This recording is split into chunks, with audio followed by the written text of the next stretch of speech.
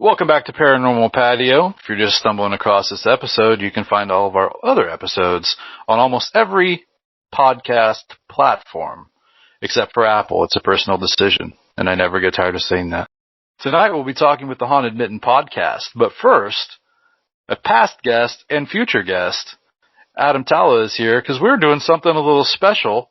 We decided that we're going to work together to better our lives, and we're going to shed some of these paranormal pandemic pounds with the Paranormal Polynesian and the Paranormal Patio. Please do. Let's shed those pounds. That sounds great. And if you would like any advice or tips or just want to get in on this action with us, you can check me out at Paranormal Polynesian on YouTube, Twitter, or Facebook. And you can check us out right here at the Paranormal Patio Podcast.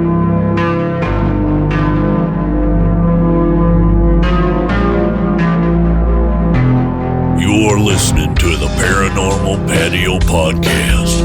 Pull up a chair.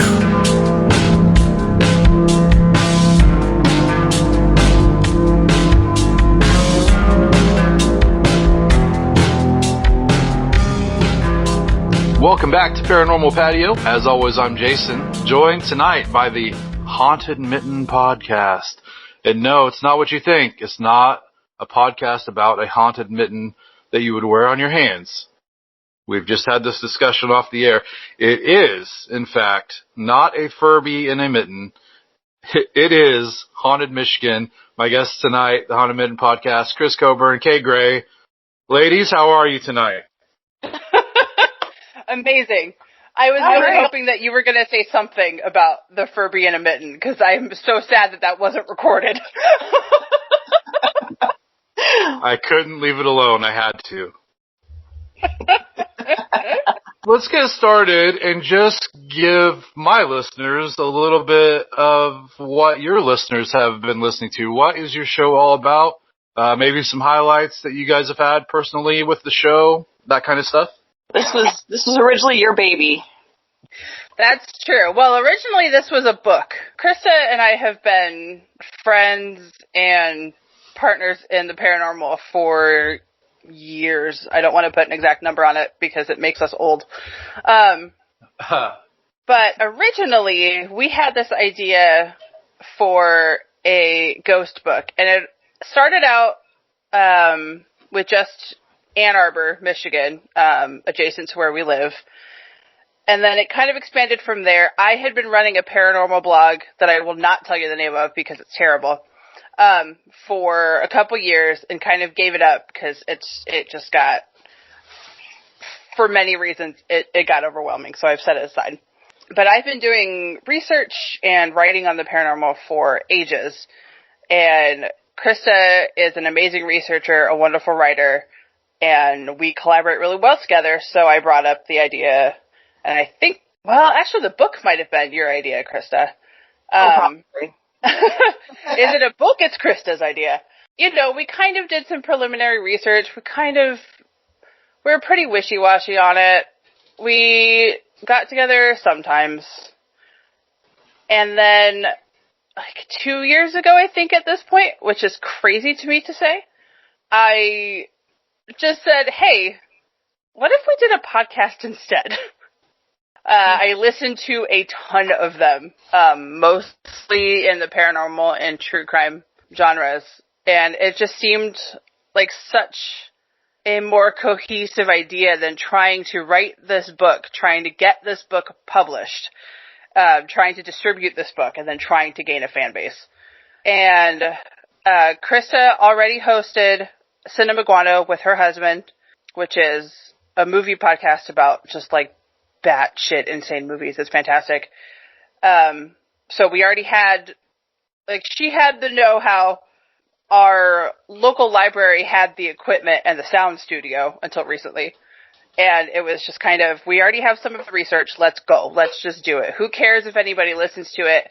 We've done it. We've gotten it out. We don't have to worry about finding a publisher. We don't have to worry about marketing, except for, social media.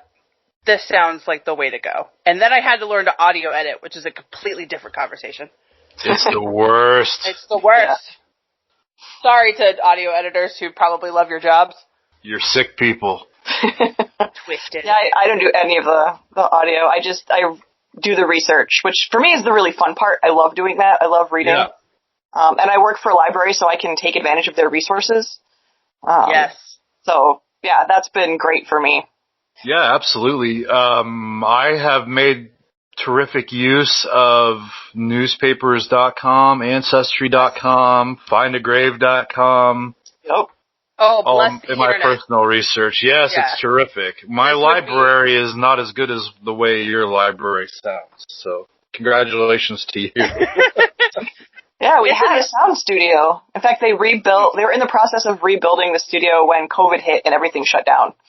Oh, so wow. when the library reopens, there's going to be this brand new amazing sound studio, but until then, it's just sitting there. Yep. That's an unusual thing for a library, right? Yeah, it really is. I mean, I live in a really small town. We're like 1,700 people, and our library has downsized like twice, I think, since I was a kid. Oh. And so I would never imagine in my wildest fantasies that a library would have a sound studio in it. So that's awesome. Well, it's Ann Arbor, and they have a lot of money.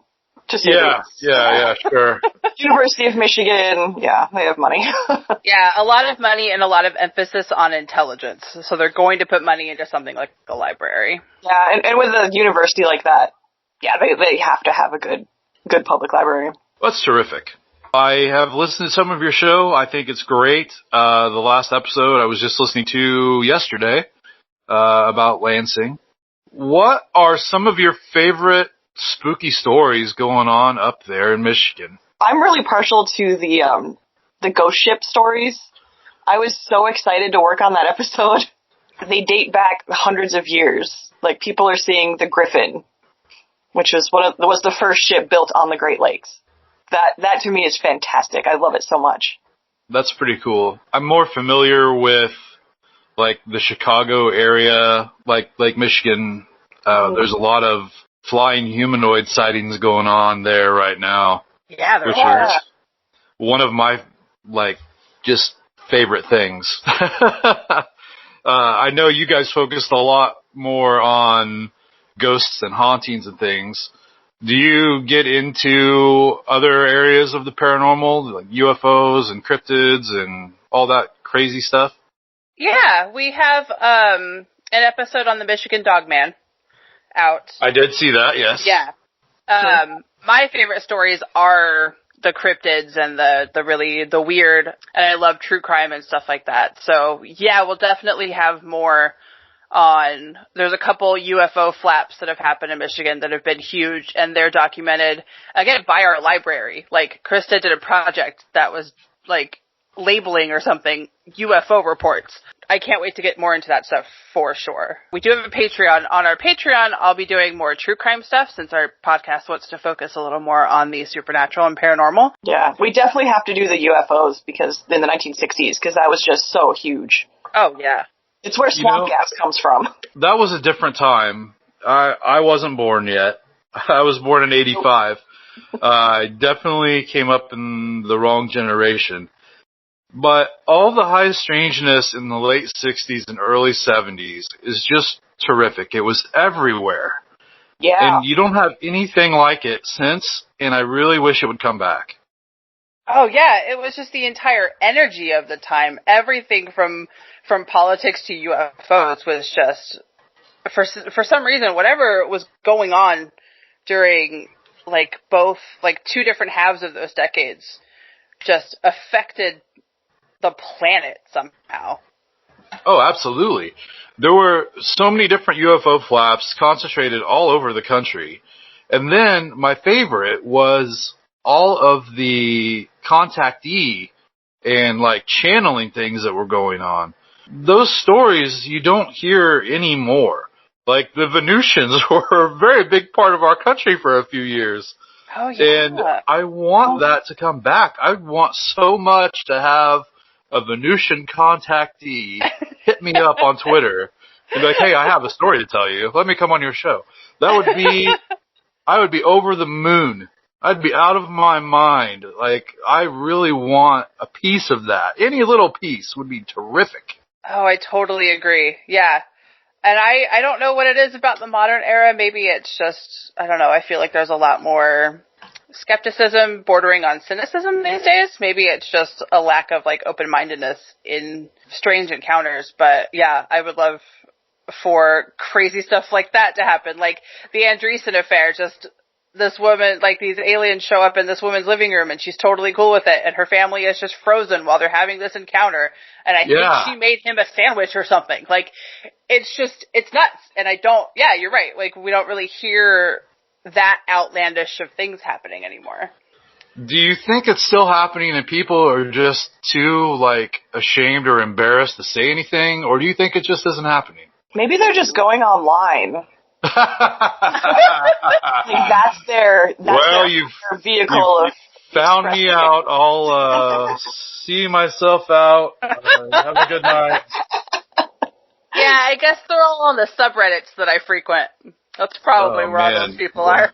There's definitely some weirdos on some subreddits, let me tell you. I have met a few of the weirdos on the subreddits, and they're very nice people. I've had a couple on the show, people that I've met through Reddit that I've asked to come on the show, and I have enjoyed it. There are some good people on there, amidst all the trolls. Oh, totally. Yeah. Bound to be a few normies, I suppose, right? You gotta dig sometimes to find those people. Law of averages, yeah. Let's lay a good Michigan ghost story on the crowd. Anyone you want. Well, there's some of the, I would say, like, iconic Michigan ghost stories would be like the Ada Witch. Not a witch, but it's like one of the stories. Who did? Hashtag not a witch. But it's one of the stories that a lot of people know about, and it gets repeated a lot. Whenever I look up Michigan ghost stories, that is one of the top 5 to come up, if not the top one to come up. And it's one that, it's kind of, I almost want to call it cliche at this point, because it's the kind of story I keep encountering again and again, and it's like an urban legend, where there's a woman who's cheating on her husband, she meets her lover in the woods, the husband discovers them, he kills both of them, and now they haunt that spot. I've seen it elaborated into like 10-page stories, I've seen it in one paragraph, but that story gets told again and again. And we looked into it, and there's no historical basis for any of it, but it's a good story. You know, it's kind of interesting. Was that near any of the UFO flaps from the 70s? Geographically? That's a really good question. Yeah. And I'll tell you why I ask. During Hair Raising Horror Week I did for Halloween last year, I had the Hoosier Ghost Crew on, and they told me about a UFO flap area that's really close to me. And so I was looking into it, and yeah, it was huge. And there were all these crazy sightings of just about everything you can imagine. Bigfoot, lights, UFOs. And then I find this random story that's a ghost story about the same place. It's called Lucky Point, and it's basically just a field that butts up against a creek. To the south of this field is a fairly good-sized ridge. And up on this ridge, there's this legend about this cabin that used to be up there. A woman killed her children, killed her husband when he came home, and then killed herself, and haunts the ridge. And it's very similar to what you just said. And we just mentioned UFO flaps up there. So I'm just curious. Yeah, like you bring up a good point, because I never would have made that connection, but there are a couple very similar stories. Yeah, spouse goes crazy, kills family. There are a couple in like the Canton area, which is not too far from where we are, and that's where the 1960s UFOs went through, when the government came out and investigated, and Walter Cronkite reported on it, which I think is awesome. I love that he did that. Yeah, there are a lot of stories like that within that same region. We should look at that. We should map it out. Yeah, I'd be interesting to see where that goes. Yeah. Because it comes back to the John Keel unification theory of everything being connected. Because people that would have UFO sightings, you know, in Point Pleasant, even like back in 66, 67, the Mothman era, they'd see a UFO over their house and then they'd have poltergeist activity like for weeks after. Oh, you're right. And so it may just be proof in the pudding, you know, like having these ghost experiences in areas near UFO flaps. I'm really interested to see if you guys can dig some dirt up on that. Yeah, 'cause, I mean, how many ghost stories are there of lights in the woods? 1 billion. Yeah. Like all of them. Yeah. Especially the older ones where, our technology wouldn't have been very good. So they're looking at lights in the woods. They don't know what it is. They're thinking, oh, it's a ghost. Whereas in like the 60s, they're thinking more like, oh, it's the Russians' spacecraft kind of thing. Right. It's just their way of describing that phenomenon. Mm-hmm. And then, of course, you have Brown Mountain with the famous Brown Mountain lights, and you can go back before the more modern UFO sightings to, like, the flying airships when people had no idea how to even describe what they were seeing. And those also would be accompanied with glowing orbs of light, so... Oh, yeah. There was an entire flap in Michigan in 1897 of, like, a week of just airships passing over. Yeah. UFOs, because they had no other way to describe them. When you don't have... Yeah. You don't have spacecraft, or even aircraft at that point, like how, I don't know, these are, the only thing that floats is a ship, so. Right. Yeah, there was no vocabulary for what these people were seeing. Yeah. But yeah, it goes back, man, everything being connected. I'm a big believer that all of this stuff is just the same thing. It's just presenting itself in different ways to different people. Like, I haven't had any cryptid experiences, but I've had ghost experiences. I've seen UFOs. I've talked to a lot of people who have experienced everything, but I definitely think it's all together.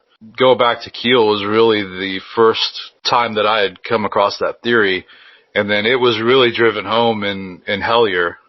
Have you guys seen Hellier? Yes. Have I seen Hellier? She is obsessed with Hellier. So is my husband.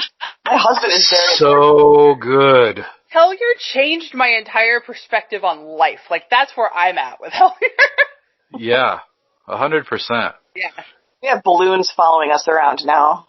Like, deflated balloons. Yeah. Keep showing up in our yard, and my husband freaks out. It's really funny. It is really funny when he just texts me a picture of a balloon just randomly, and I'm like, my mind was not on Hellier when you sent me this. I don't know why you're sending me a balloon, but thank you. Well, what do you get when you get a balloon? A present. Have you mentioned that you're really into true crime as well. Have you been able to catch the Pennyroyal podcast? No, but I've heard of it. So in Hellier Season 2, Episode 8, whenever they go to Somerset and they talk to Kyle and then Nathan Isaac, it's their show and it's wonderful. Yeah, I meant to start listening and it just kind of fell off the radar, but... It sounds like your cup of tea, because you have the paranormal stuff and a little bit of true crime stuff, too. Oh, for sure. Yeah. You should look into that. I will, for sure. Let's add another podcast to the, 50 I'm already listening to. Let's do it. Oh, I know. It's it's so a problem. There's so much good content. Yeah. You say that as a joke. Quarantine really has helped a lot with this stuff. Okay, there are so many different people that are getting out with all their experiences and sharing that information now because they're so desperate for social interaction. We have really taken off. I didn't even start my show until the quarantine, so I'm a prime example of it. Yeah, we launched shortly before, because we had recorded the fall before and then edited everything. Yeah, we launched just before, and it really put a crimp in our season 1. But we adapted, and... Yeah, our season 1 was meant to be 10 episodes, and we got through 6, and then we're like, I think we're good for now. Yeah, it was hard trying to figure out how to record and what sounded good. And yeah, I cut my teeth on an old show that me and a couple of friends did, so I had that kind of experience in the bag. Whenever I decided to do this show, my struggle, largely since I started during the quarantine, has been I have to keep this list of places that I have to go when I'm allowed to go there, because I have talked to so many people who have all these crazy stories, and I can't go anywhere to investigate any of them. So that's my biggest struggle right now. Yeah, we had intended to visit a lot of the places we were going to be talking about. So I think that kind of changed where we were going with the podcast a little bit because we couldn't visit them anymore. But we will. I have a growing list of places I want to go. Oh, for sure. Yeah, because our podcast was going to be, mostly research, mostly like at-home research, but we can get to a lot of these places. So we were going to go do videos and do investigations ourselves. Yeah. I'm really thankful that the internet exists and that we have access to like a library and like newspapers and all of this stuff that we hadn't really planned on using. Certainly not to the extent that we are. Yeah, I totally understand. But because of that, I've been able to find some like really interesting stuff. So, yeah, when you're forced to play the cards you have, sometimes you win. True. Yeah. You'd mentioned the Michigan Dogman. Can you recount that story for me? Because I know I'm familiar with it, but I am not familiar with it enough to tell the story. So I have two stories for you.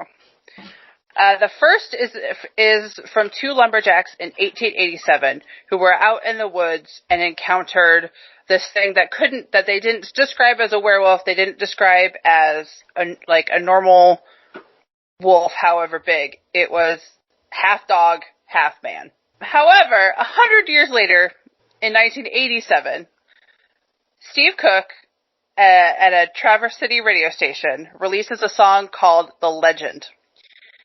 And it tells this story of a dog man. It doesn't say dog man, it doesn't say werewolf, it just tells the story about this really creepy beast that's a lot like a man, but a lot like a wolf at the same time. And it includes the lumberjack story. He recorded it as an April Fool's joke.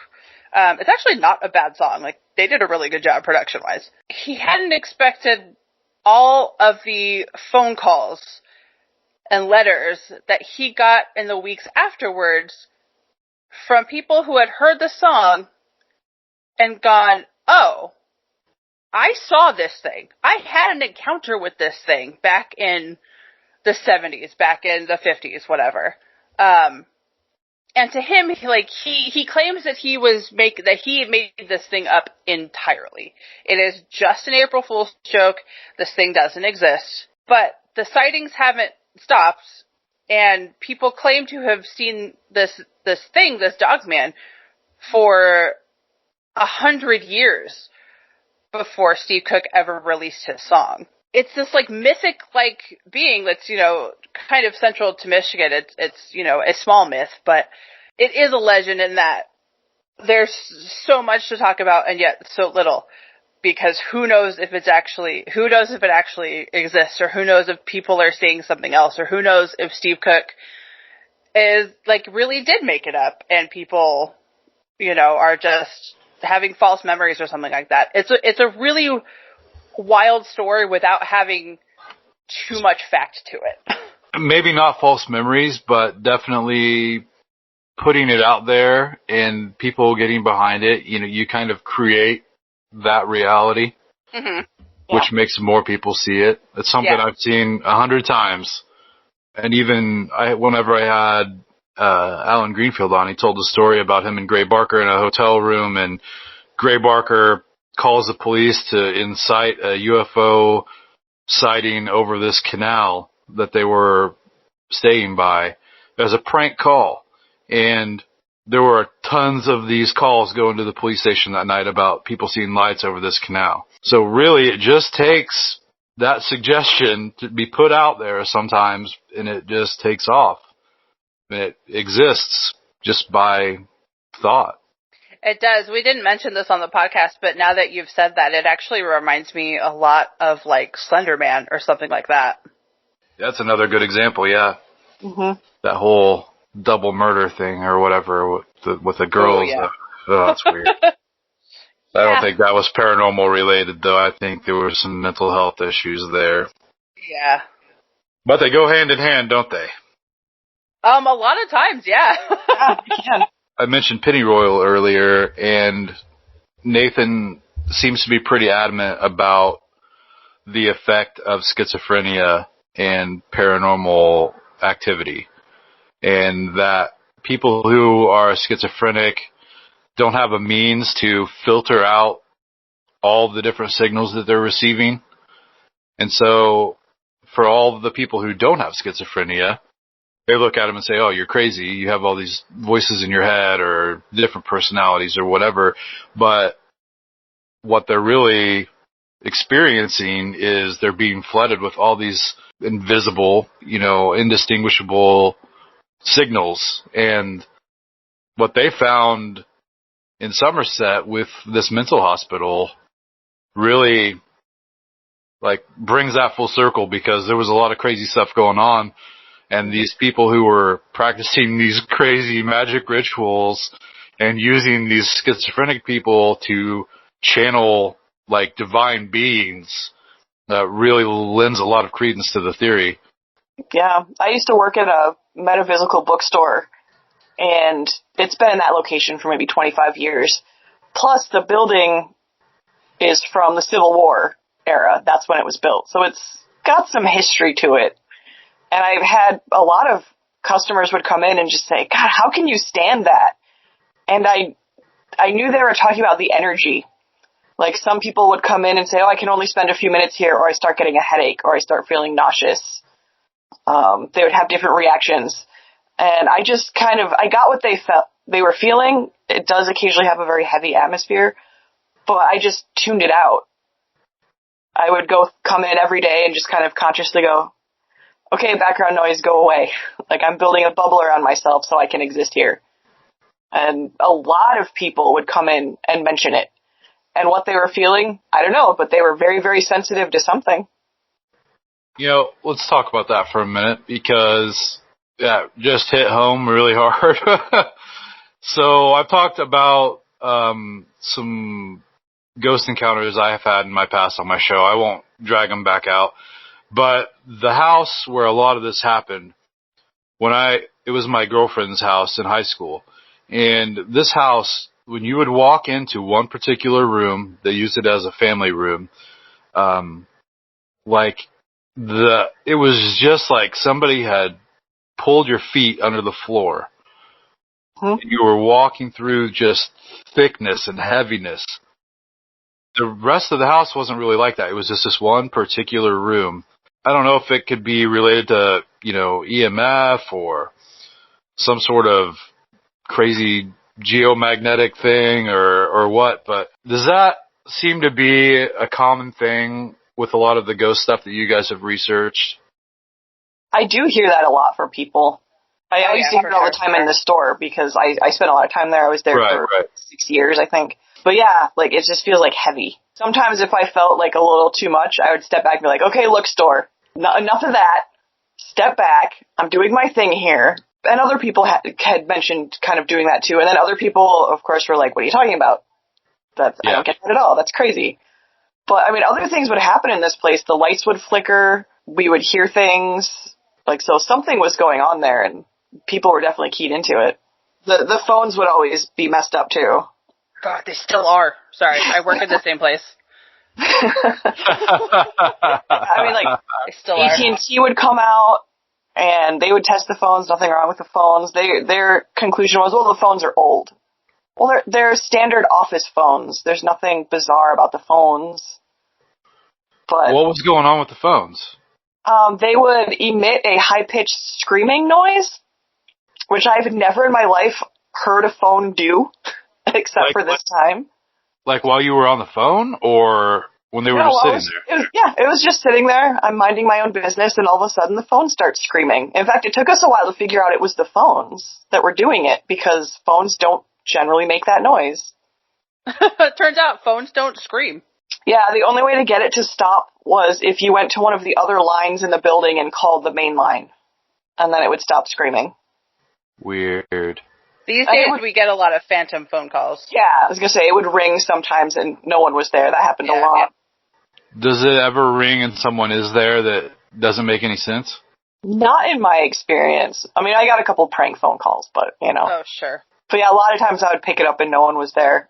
And some days it would do it repeatedly to the point where I would just not want to pick up the phone anymore. the reason I asked that is because my mom was a store manager in the next town over from me for like almost 20 years. And this building that the store was in, it was a pretty old building. It was on the town square, so one of the earlier developed parts of town. And the phones there would do I don't remember her ever saying about the phones screaming, but like they would ring, no one would be there. On occasion, there would be, I think it was a male voice, and I'm gonna have to reaffirm this, but there'd be a male voice that would say things like that you'd have to be in the store to know, like, oh, this employee is back in this area, like, tell so-and-so to do this, or to get out of there, or something like that. And this went on for a long time, I think, up until my mom actually left. I never had any weird experiences in the store. I spent a lot of time in there when I was growing up. The cool thing about the store, which is not paranormal related at all, is the basement of the store used to be a record store. It was called the Record Cellar. Ooh. And it had the access to it was in the back alley, it's really weird, so I can't imagine shopping there, but a lot of people did. But because they owned that building, I could go down there and check out the basement. And the basement was creepy, but I was a kid, and it was dark, and it was a basement, so who knows. But the phone call thing was really weird. And then one night, I was driving through town, and I was behind the store. There was an apartment above the store that no one lived in. Like, I think it had been a hair salon last. Like, so no one had lived there for a while. But through the back alley, there were windows up above, and I saw a light on up there, and I thought, well, that's weird. So I pulled into the parking lot just to look, and then I saw, like, the movement of, like, someone closing curtains over the light. But I asked my mom about it. I was like, oh, so is somebody living in that apartment now? And she says, no, why? I said, well, I drove through town, and you told her what happened. And she said, there are no curtains in those windows, and there's no lights on up there. No one has been up there in years. Oh, wow. Dun, dun, dun! Yeah. So that building's pretty creepy, turns out. Ooh, it's a restaurant now. Even better. Restaurants are great places for ghosts. That's one of those liminal spaces, people coming and going and talking and telling stories. Yeah. All kinds of emotions run through there. Sure. Yeah, well, there's a tea room on the second floor of the bookstore, and it's all one business. They just have a cafe, but they would have people doing like tarot readings and things in the store. They originally were in the tea room, and then they kind of have moved throughout the building as it's expanded. But I mean, just that same thing, people drawing in all kinds of energy, and it's a metaphysical bookstore. That's why people go there, so they're bringing that energy with them. I've talked about some of my personal experiences. Do you guys have personal experiences with paranormal stuff, or is it strictly coming from a research standpoint and a fascination with the idea? I have so many experiences. Yeah. No, really? It definitely started with personal experience and kind of branched out to the research portion.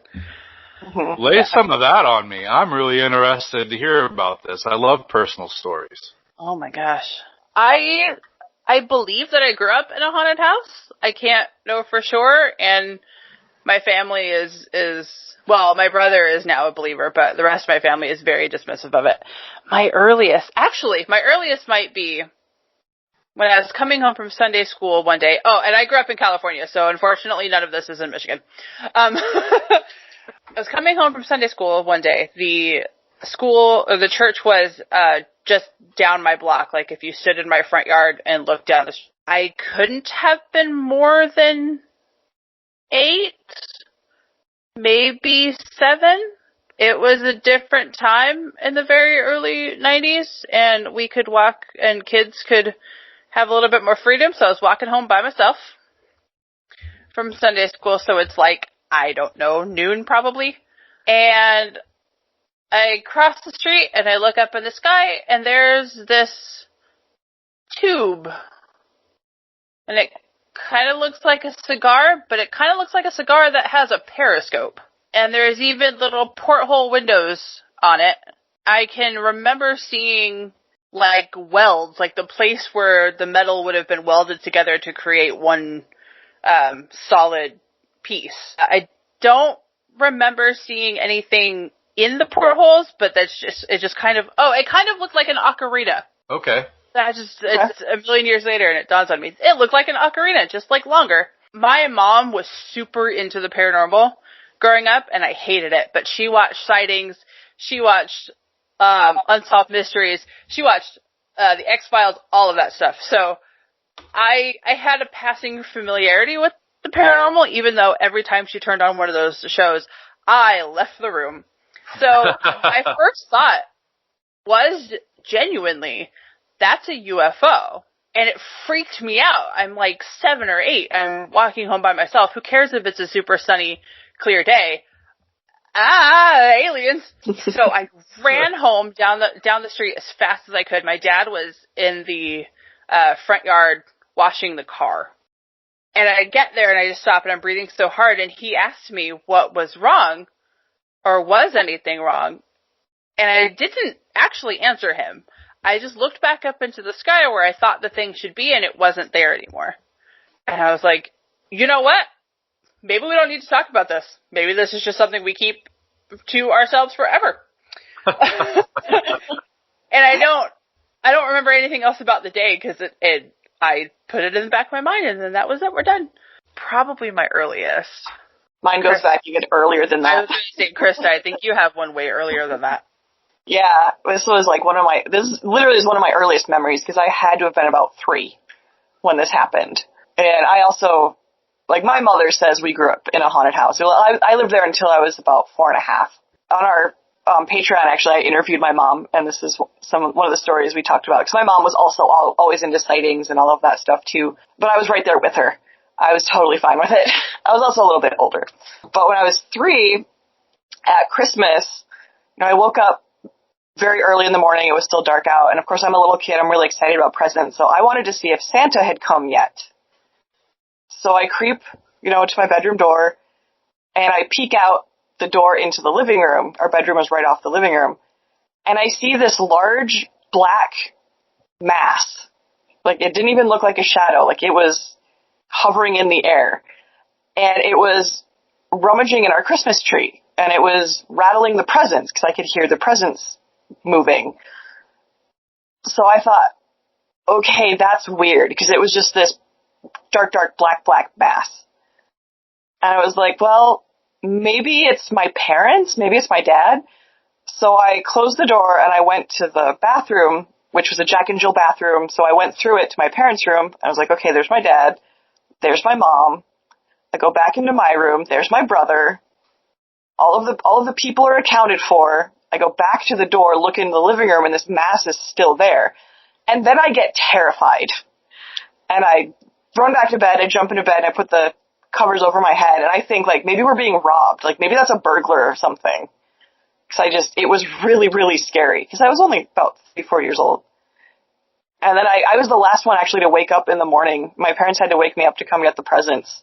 And I thought for sure, like, the cops were going to be there, and they were going to say, oh, someone broke in the middle of the night. But nope, no one had broken in. Everything was fine. It was a normal Christmas. So then my little kid brain went, well, I guess Santa Claus is real. What else could it be? It was definitely Santa Claus. I hope so. The reason I say, Kay, I know you're big into Hellier. Are you a part of the Traveling Museum's Patreon? I am off and on. So. Did you catch the Christmas thing that they did this year? Absolutely, I did. Yeah, so you're thinking exactly what I'm thinking. It was Santa Claus the Tulpa. Absolutely. It wasn't really people-shaped. It kind of was amorphous and sort of went in and out of shapes like an amoeba. Well, yeah, he was visiting 100,000 other houses right at that exact time. Yeah, it was really weird. I remember it, and I remember how it felt so well. Like, it was not a dream. I even checked myself, like, am I dreaming? What is this? It was not a dream. It was very real. And other things had happened in that house, too, that my mother had experienced, but she didn't tell us until years later, because she didn't want to scare us kids, not realizing that us kids also had weird experiences in the house. Right. I just remember feeling so afraid. There's so many of those things, like holiday traditions and things that are incredibly occult that no one even thinks about. Yeah. Santa, for example, is if you have this desire for something, you make an offering to a spiritual entity, and you're rewarded with your present on Christmas morning, the Tooth Fairy, for crying out loud. You're sacrificing discarded bones from your own body for wealth. There's all of this stuff. It's bizarre when you break it down and look at it like that, but like this is what we're instilling into children, and that makes it very real. Yeah. The psychology of a child and the power of the child's mind, all that energy that's just sitting there. Yeah, that absolutely convinced me that there was a Santa Claus. Well, I had gone off the bandwagon, growing up. I had kind of moved on from Santa Claus, became a Santa Claus in my own right whenever I had children. And now, after this past Christmas, spending Christmas Eve with Greg and Dana Newkirk on their live stream, I plan on making an offering this year, just to appease the spirit of Santa for good fortune and some kind of cool gift. Maybe it'll come with a balloon on it. Well, now I'm thinking, well, I feel like I have some bones I don't need.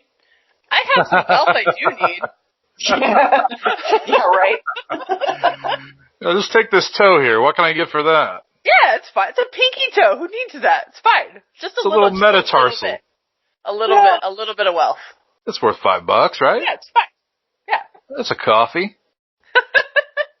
Maybe a biscotti. Ooh. No, we're getting fancy now. That's like finger. That's like finger territory. Oh, my bad.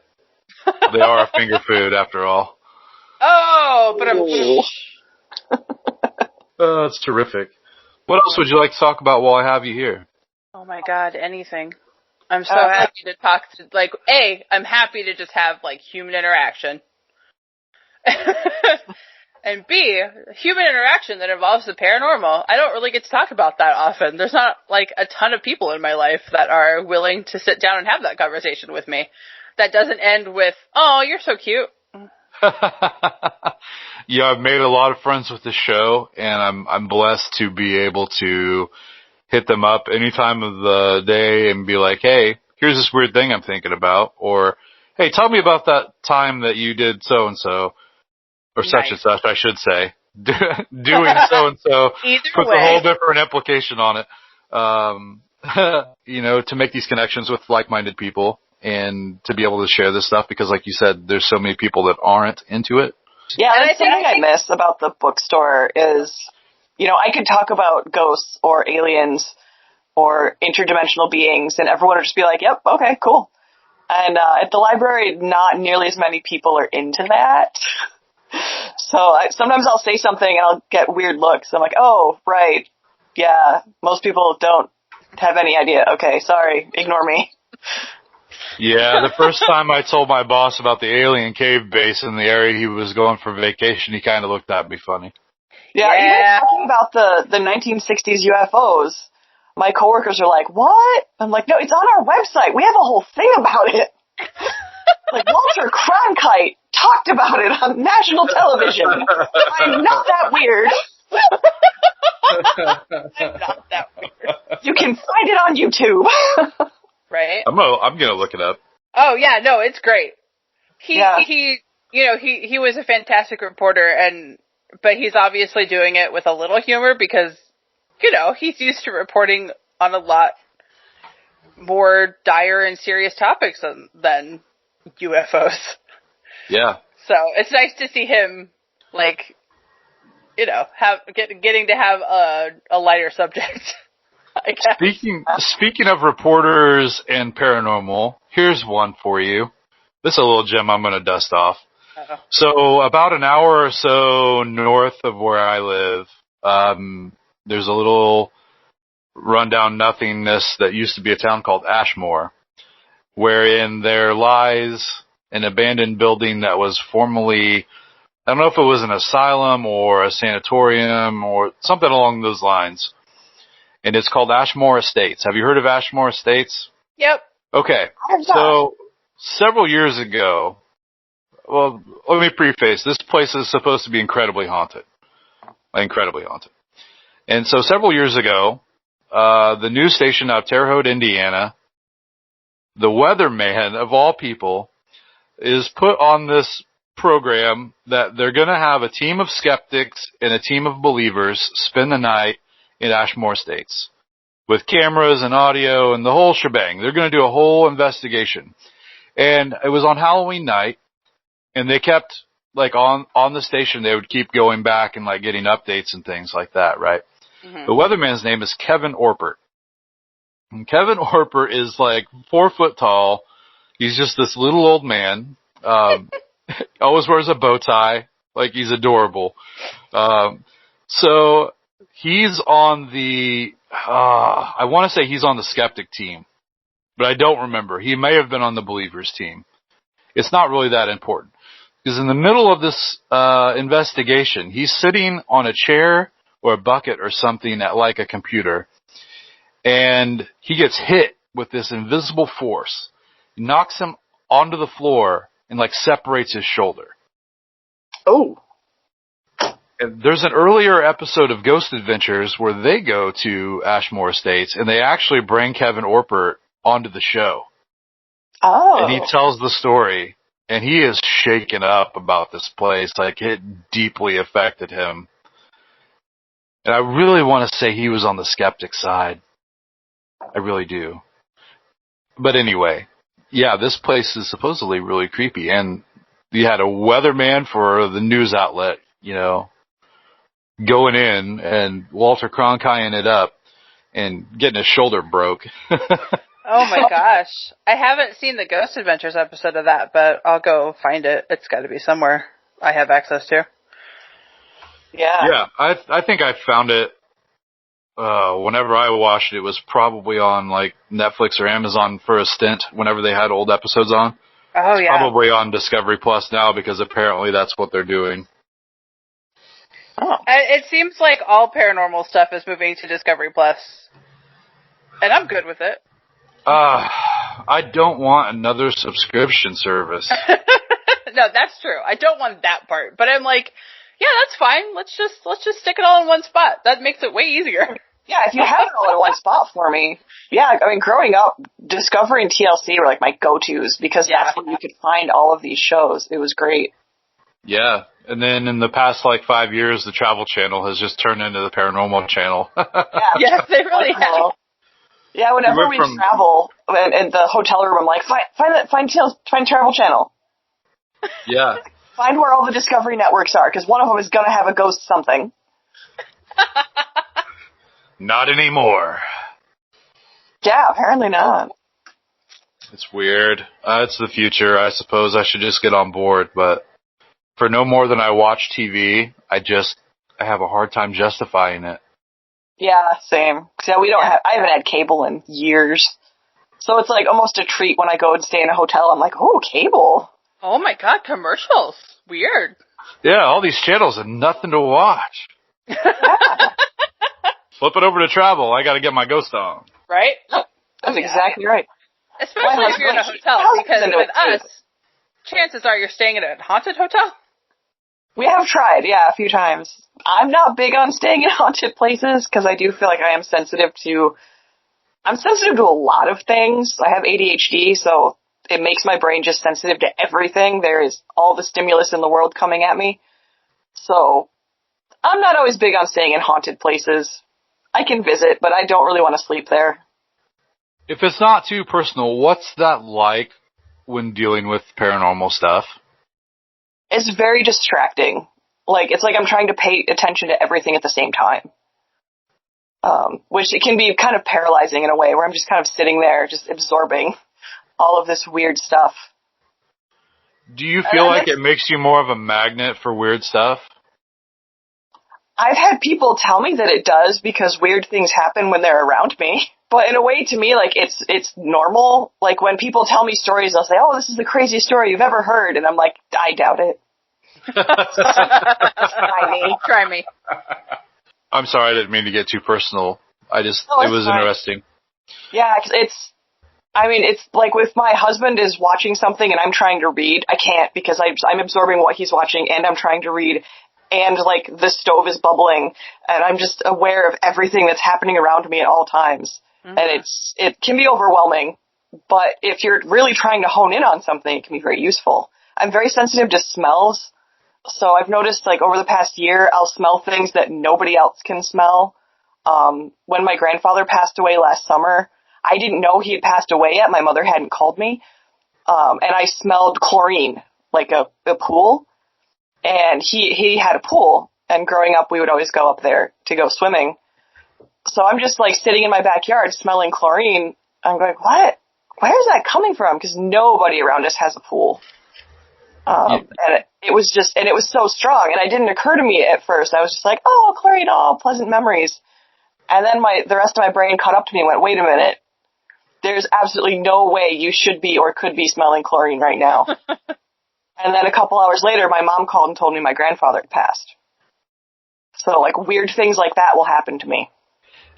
When in the days surrounding the death of my aunt in 2004, there was this little plague of weird smells in our house. My mom smelled Aquanet hairspray really strong, and that was something that I'm pretty sure that was all that held my aunt together. I know exactly what that smells like. Oh yeah, me too. Yeah, and so my mom smelled that in the bathroom and didn't tell me about it right away. Only after I told her that I smelled Carmex really strong in the bathroom. And that was another thing. That was my personal thing with my aunt, because she would always have Carmex on in the wintertime. Like, I'm pretty sure, like a whole tub every day. You know? And so, you know, that was surrounding the time she was in the hospital and then shortly after she passed away. So yeah, I get that. I totally relate 100%. Oh yeah, and I have a similar story that after my mom passed away, I was home alone in my parents' house, just walking down the hall, and I smelled gardenia, which was my mom's favorite flower. We didn't have them planted. I don't even think it was a season in which they would be blooming. Closed up house, just like the hallway is in the center of the house. There's rooms on literally all sides. And yeah, it was just kind of like this nice passing, like, oh, it smells like spring. It smells like gardenias. And it was kind of just a nice little reminder. It's like, oh, yeah. Hey, Mom. Yeah, my mother has a similar story, too, about her grandmother. She smelled her perfume. So I guess maybe it's in my DNA. I don't know. Maybe it's just in the collective DNA. Yeah. One of those weird things that we all have that we don't know is a thing. Right. Yeah. And they say that scent is one of the things that will evoke memory the most. Yeah, 100%. But it's true, like when I smelled that chlorine, I have really positive associations with that. And it was a very pleasant thing for me, which is why it took a while for my brain to be like, wait a minute. Hold on. I'm in a house. Talking about, family members and paranormal stuff, and this one's going to be a little closer to you guys. My grandfather, for a time, I think he was a backhoe operator, up around Gary, Indiana, which isn't too far from you. Yeah. And he told me, like, they were at the job site one morning, and there were, all these big footprints in the snow, or the mud. And I have to get back with him on that and get some details on that, because I'm going to put that on the liminal earth. Yeah, they all joked around, oh, it's a Bigfoot, and because these are all real serious, like, roughneck guys, Mm-hmm. And, yeah, that's not too far away from you guys. I'm going to have to get some more info on that. Stay tuned for future episodes. Yeah, and, I think, and we have a lot of Bigfoot stories too. We have a lot of forest area, especially up in the Upper Peninsula and the UP. So we've got a ton. And being so close to Ohio, which is just like apparently riddled with Bigfoot, Yeah. I met a woman who saw Bigfoot. That's true. Yeah. Yeah, like weird. People come to me with their weird stories. It's fantastic. Yes. I was doing a charity gift wrapping at Christmas time in a bookstore. And this woman is buying these, I think they're the Archie McPhee Sasquatch toys. Yep. And she said, "You're probably wondering why I'm buying these and having you wrap them." And no, I did not question it at all. I was just thinking how best to wrap it. So she tells me this story. She's originally from Ohio, about 45 minutes, I think, south of here. So like right along the Michigan-Ohio border. And she was driving home one night and she saw Bigfoot cross across the road in front of her. And she said he was really fast. He ran across the road. She pulled over, jumped out of a car, and chased him, but he got away in a field. And That's what you do. Yeah. You chase the Bigfoot. At night. Yeah. Out in the middle of nowhere. Yeah, I probably would. She swore up and we would, but we're insane, so. Yeah. Yeah, because she was just kind of looked like your average mom in her 50s, 60s maybe. And she was buying these figurines for her sons because it was like a family joke that mom saw Bigfoot. Yeah, we all do that for my grandpa, too. He has the best Bigfoot collection. Oh, yeah. All the novelty stuff, like the investigator's toolkit and the socks and all that good stuff. There was a woman that was volunteering with me, and she's just like, what on earth is going on? This woman is crazy. I don't know what's going on here. Why are we talking about Bigfoot? It's really interesting that she had the wherewithal to like pursue the Bigfoot. Right. Yeah. A lot of people are terrified when they encounter one, like frozen in fear. Yeah, like I'm a deer in headlights. I probably would be frozen. My mind is trying to figure out what's going on. My band director told me a story in high school. He was hunting in Mount Carmel, Illinois, and he was up in a tree stand, and he said he started smelling this really like gross smell, and he was looking around, and sure enough, he saw a Bigfoot, and he said he just froze. And as he's telling me the story, I can tell, like, he was absolutely horrified. Even, like, you know, decades later after it had happened, it brought deep fear with him. And that's with people who have encountered a Bigfoot. So it's really interesting that she, like, drop her down into low and take off into this field. Yeah. Like a woman alone at night sees this big, scary monster, and her immediate reaction is to follow it? Like, right? Go her. Go lady. Yeah. Yeah, lady power. For sure. That's cool. I would love to say that I would do the same thing, but in reality, no, I'd probably just, like, I would stop the car, but I'd probably just sit there and like, have a mini panic attack before I just got the hell out of there. And apparently he's really fast. That's what she said. He outran her. Well, I mean, big stride. Yeah. A lot of muscle. And she was probably shorter than me, so she was probably like 5'2", 5'3", maybe. Oh, she can't keep up with a Bigfoot. Come on. Something I talked to Kyle Cadell about was, he told me about his experience of seeing a UFO on the road while he was driving. And he said that he lost like 30 minutes of time where, he had moved down the road and had no memory, like, of moving down the road. And it got me thinking about the UFO that I saw while I was going to work one night and how I just kind of blocked it out after I saw it. Like, I was like, oh, that's got to be something. At first I thought it was a drone, and the closer I got, I saw how big this red light was.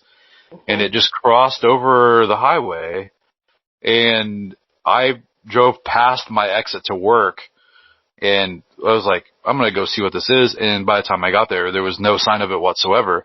And I'm sure I told a couple of people about it that night, you know, probably got laughed at or whatever, like I did when I saw the monkey. What we talked about was how, like, your mind kind of puts it, like, in the reserve. Like, you have this crazy experience, your mind doesn't know how to handle it, so it just, like, you should probably just forget about it. Right. Yeah, I think that's real. Because I definitely have that, like, when I see something, I just kind of freeze because my mind is going, okay, I know what I'm seeing. that can't be what I'm seeing, but it's definitely what I'm seeing. How does this work? And then it goes away. Yep. Yeah, and then your mind is kind of like, well, that must be unimportant.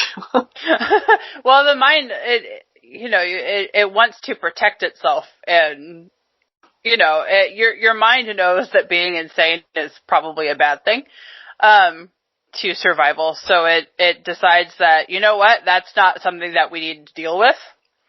We're gonna let that one go. Yeah, I think that's what happens.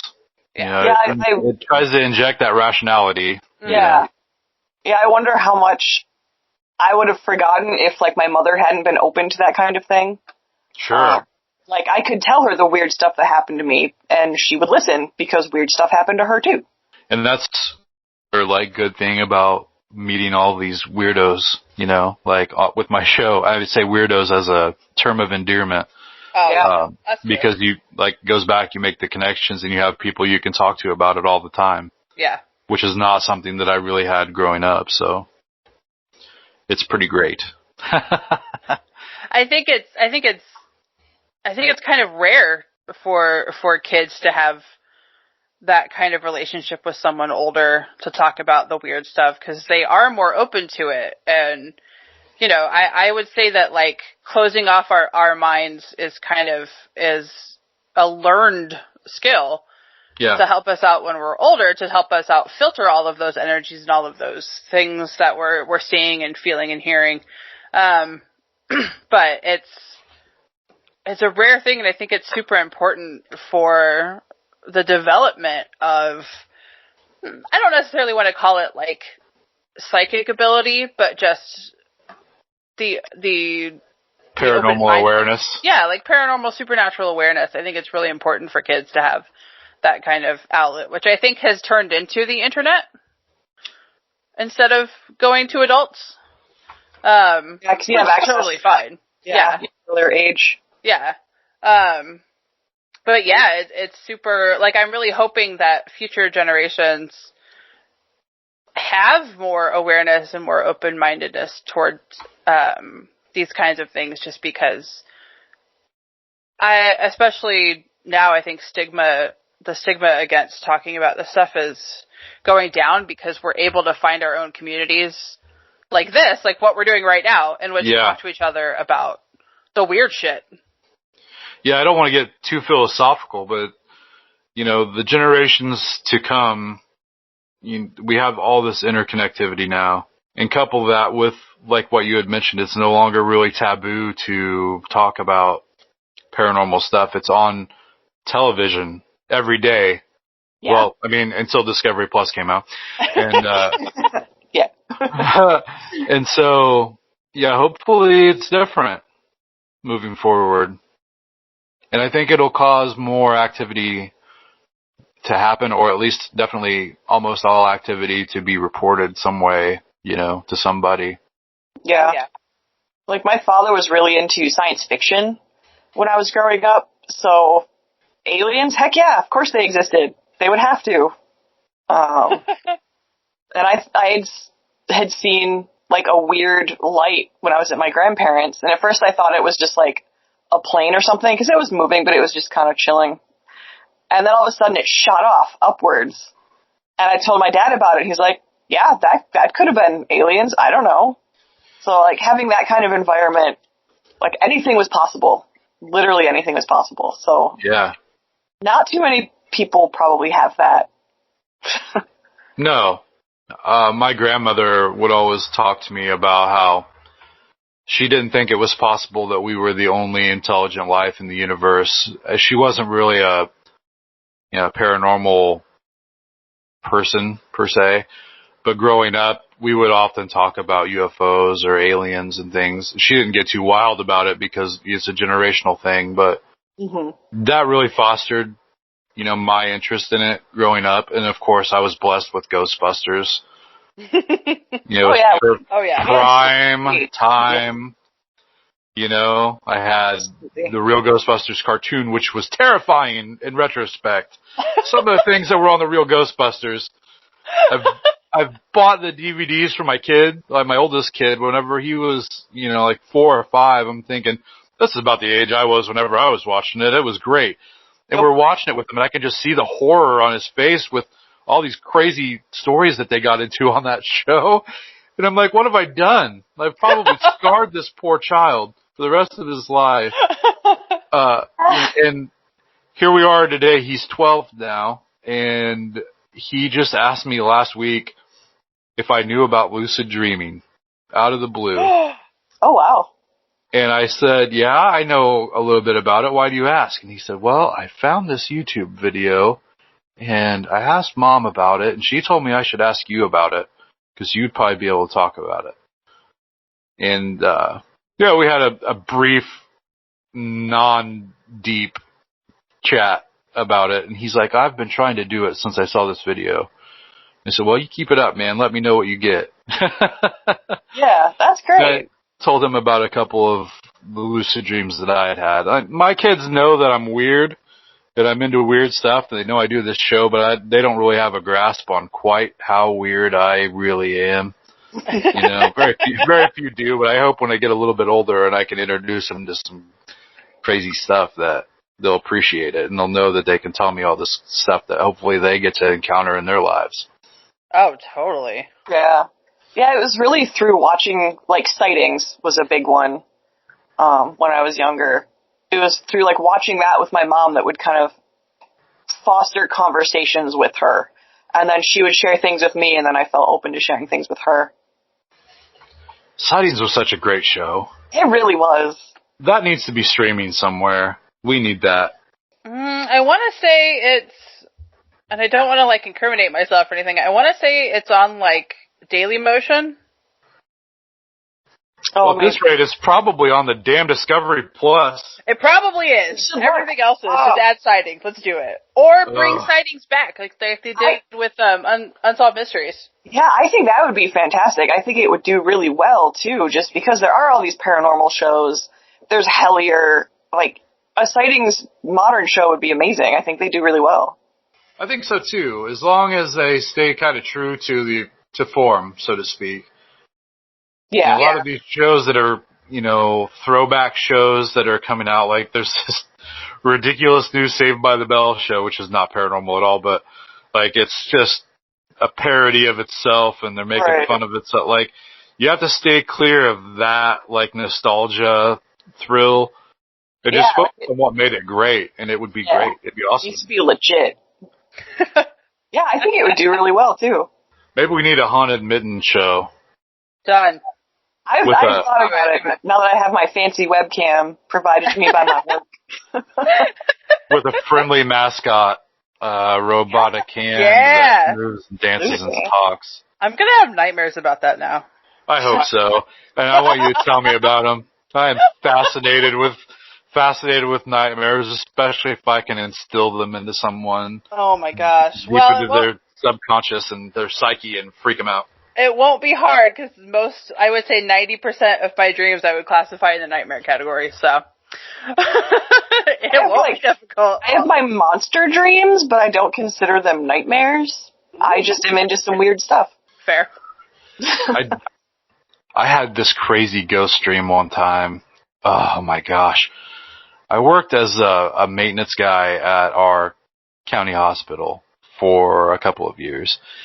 And I had this dream that, for whatever reason, me and one of the IT guys were tasked with hanging this light up on the wall.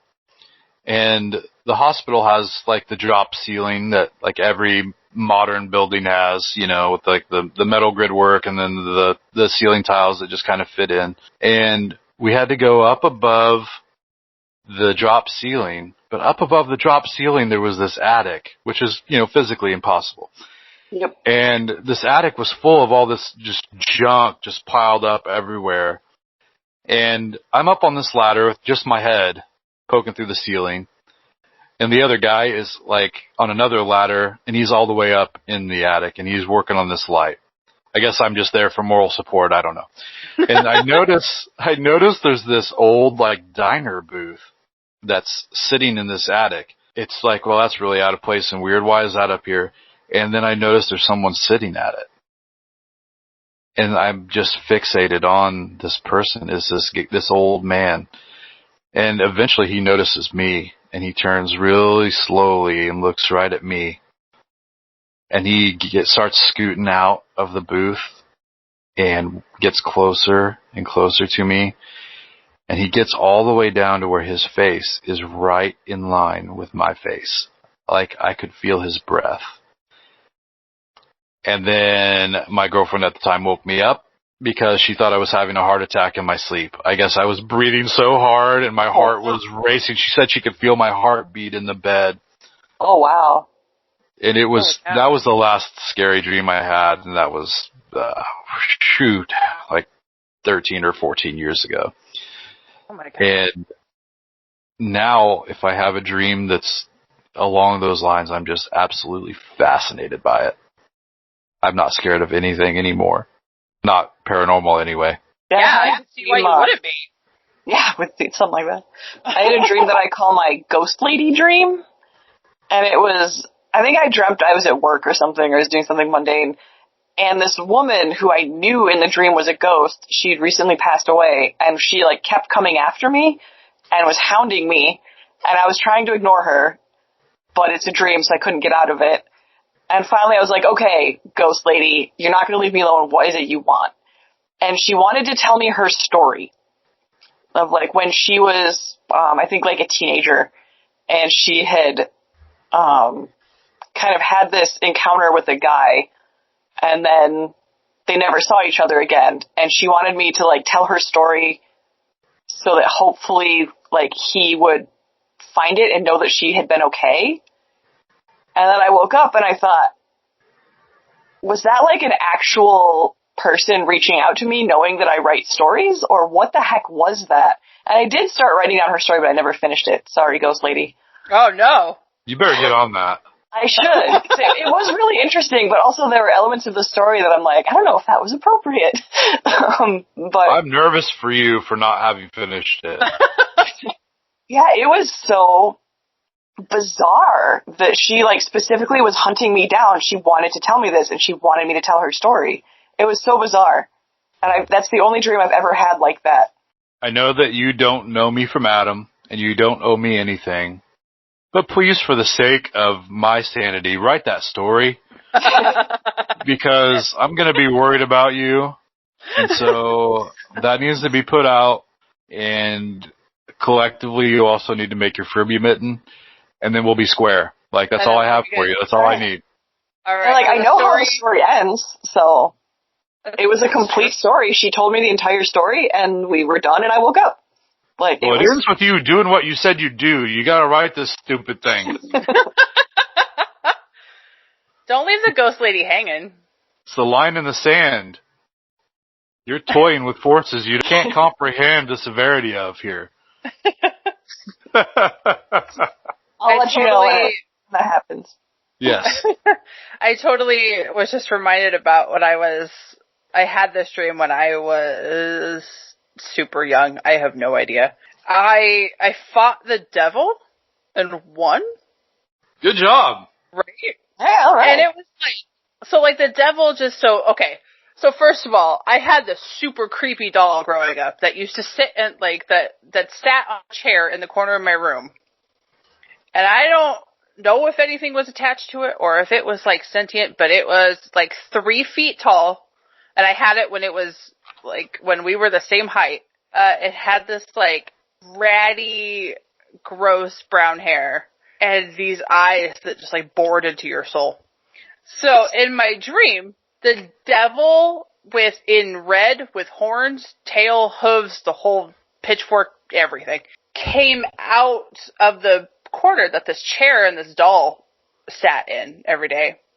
And I cannot recall what the conversation was actually about, but I know that the devil wanted me to do something or wanted me for some reason.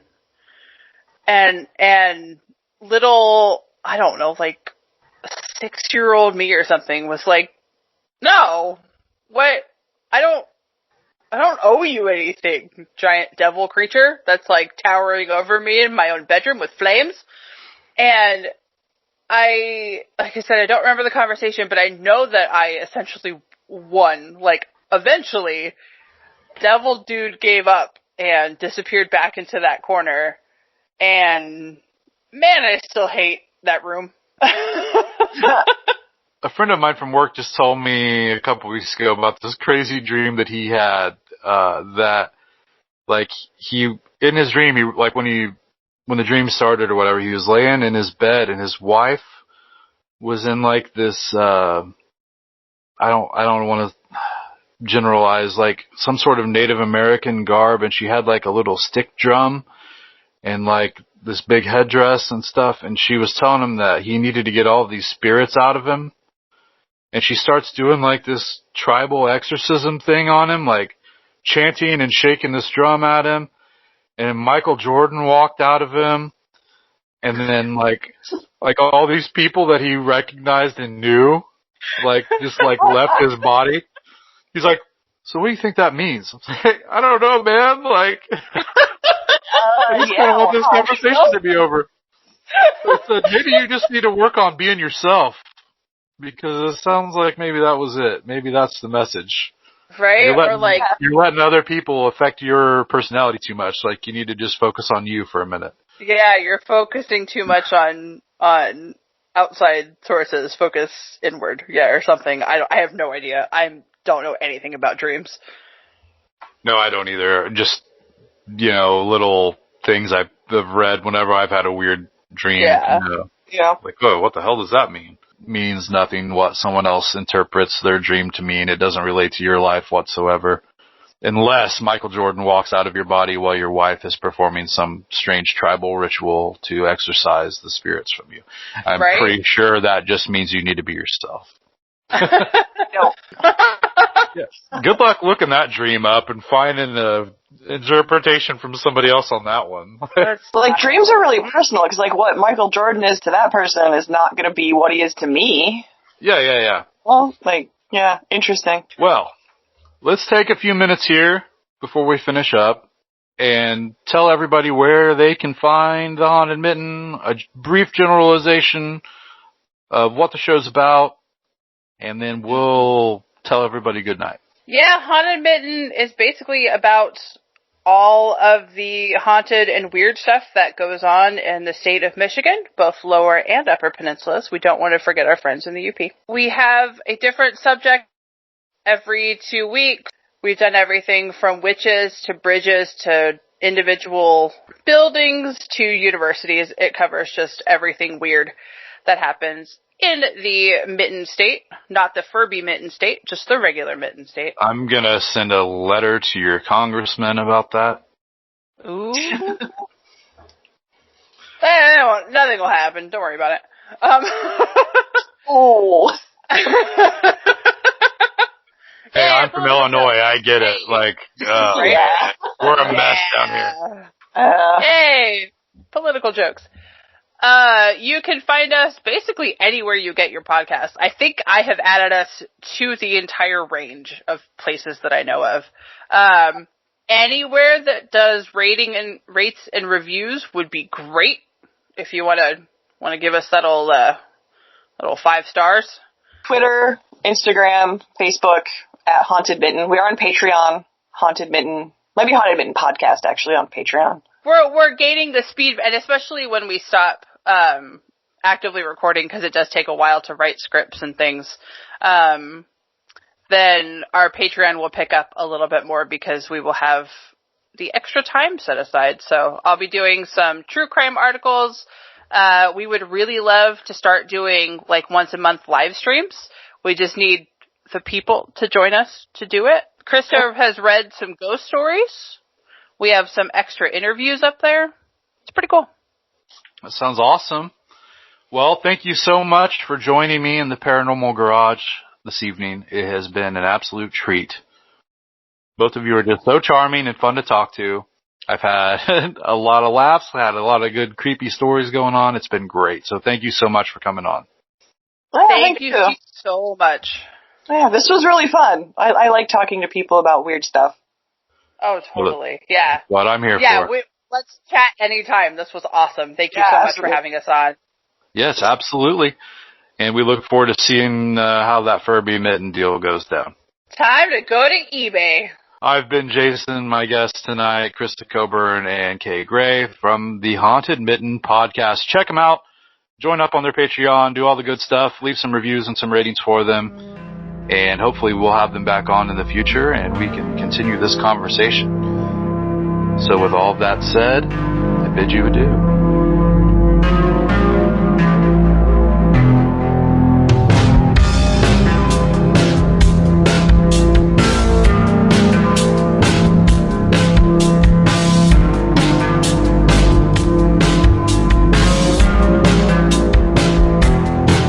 Until next time, keep the fire going.